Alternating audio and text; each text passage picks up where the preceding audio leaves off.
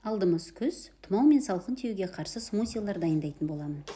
Бірінші сәбізден смузи. Сонымен қатар сәбіздің бет терісін жақсартатынын ұмытпайық. Бұл үшін бізге сәбіз, манго, шпинат болмасы, болмаса кез келген басқа шөп, су керек болады.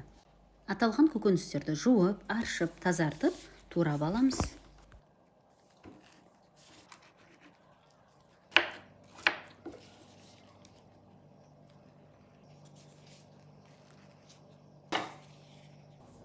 Термомикс не болмаса блендердің чашысына бүкіл көкөністерді салып, су құйып, 1 минут 13 скоростта езіп аламыз.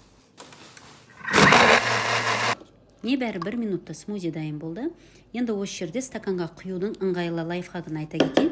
Чашаның крышкасын воронка ретінде пайдалансаңыз, жан-жағын бүлдірмейді және де ыңғайлы. Ас болсын. Екінші смузи қызылша смузи. Қызылша гемоглобин көтереді. Ол үшін бізге қызылша, құрма, сүйексіз банан және де кокос сүті мен су қажет болады. Аталған көкөністерді жуып, аршып, тазартып, турап дайындап аламыз.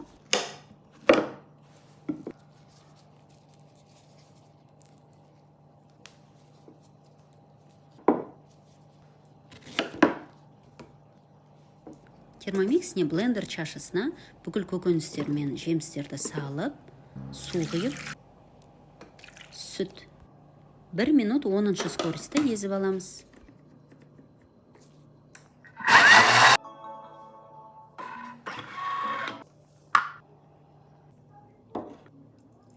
Смузи дайын, ас болсын. Пайдалы әрі қол жетімді көкөністерден жасалатын соңғы смузи асқабақ смузи. Асқабақта клетчатка көп, сондықтан тоқ сезімде болып жүресіз. Ол үшін бізге асқабақ пюресі, банан, сүт, 1 ас қасық бал, жарты ас қасық дәмдеуіштер қажет болады.